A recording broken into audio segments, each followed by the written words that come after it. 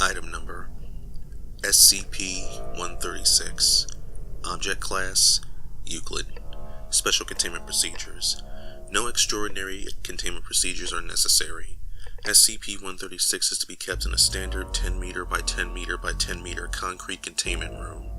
SCP-136-1 is to be kept in a locked transparent plastic case, measuring 0.5 meters by 0.5 meters by 0.5 meters, placed on a table in the center of the room.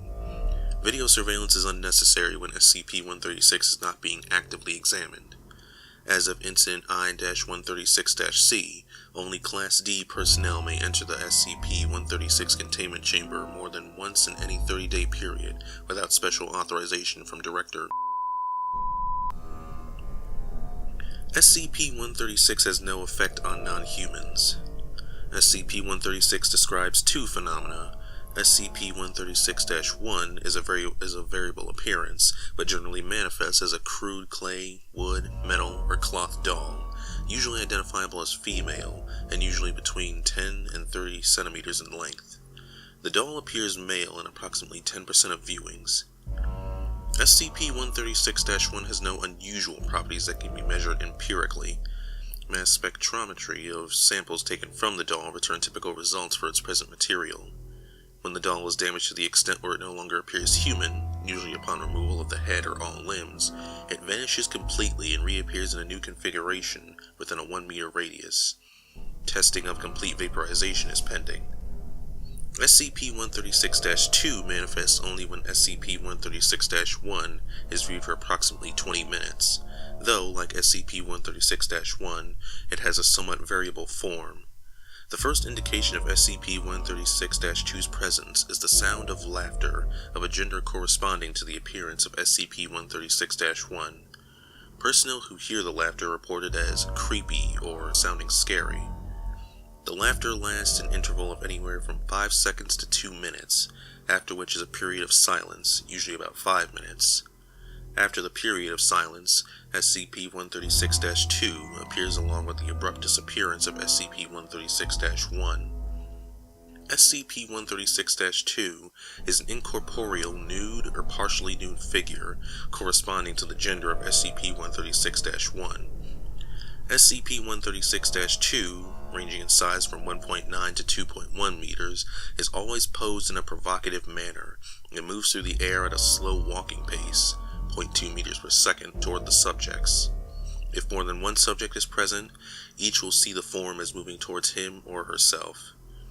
As it approaches, the volume of the laughter increases. By the time SCP-136-2 is within 1 to 2 meters, the subject invariably has gone rigid in fear, collapsed, or backed up until he or she hits a wall. SCP-136-2 usually remains stiff until it is within 5 centimeters of the subject, whereupon it will scream once before vanishing. 10 to 15 seconds later, SCP-136-1 will reappear in its previous location in a different configuration. The apparition has a very disturbing appearance. Its mouth is far too wide, frozen in a rictus of pain and arousal. It will occasionally bare its teeth or lick its lips. Its irises take up almost the entire sclera of its eyes, which appear mad and bloodshot. If female, it will have an absurdly narrow waist and large breasts. The experience of viewing SCP-136-2 is profoundly upsetting and has universally caused night terrors for up to 6 months in every single subject, possibly as a result of its psychic intrusion. After a viewing, most subjects are unable to leave the containment room without assistance. Interestingly, Class D personnel with a history of sexual deviancy still experience a strong negative reaction to SCP-136-2. Additional information. SCP-136 was recovered in the children's bedroom of an abandoned house that was reportedly haunted. A routine sweep of such reported homes by Foundation personnel discovered SCP-136 when Agent fell from a second-story window, screaming. Incident reports. Incident I-136-A. Dr. Simon was the 25th subject to observe 136-2, and the 4th to do so voluntarily. The viewing proceeded in the usual manner with no anomalies. Approximately 2 hours after viewing 136-2, Dr. Simon was in the break room with several other researchers, screamed, and dropped his coffee mug. He incoherently indicated that he could see 136-2 floating down the hall toward him. Dr. Morris and Dr. Harrison restrained him, assuming that he had simply been badly shaken by the experience. After approximately 2 minutes, all present in the room fell unconscious. Dr. Saboya recovered first and proceeded to awaken her colleagues. Dr. Simon had lapsed into a coma and died 3 days later. Dr. Myers requests reclassification to Keter class. Reclassification as Keter class denied. We cannot dismiss the possibility that the unfortunate incident wasn't caused by some other telepathic SCP. Incident I-36-B. It happened again today. Agent shoved a few Class Ds into the room, and he was standing outside with 136 finished doing its thing, and I was helping them drag the subjects out of the room when everything went black. I woke up to the agent smacking me in the face and 3 Class Ds in comas.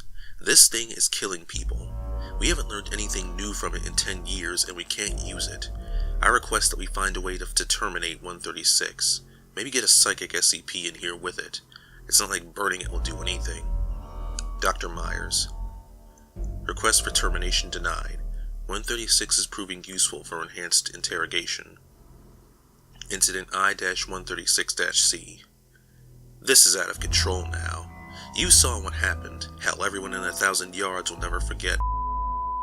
And the Class D in the room is gone, and nobody knows how. At the very least, we need to do some more rigorous screening of the Ds before sending them in. We would have found out that he was ahead of time. Thank God we figured out what set it off, though. Request for classification to Keter and permission for attempted termination of 136. Dr. Myers. Request denied. Dr. Myers is to be removed from administration of SCP-136. Disposition of 136 is to be given directly to Overseer and Dr. for exclusive use in enhanced interrogation.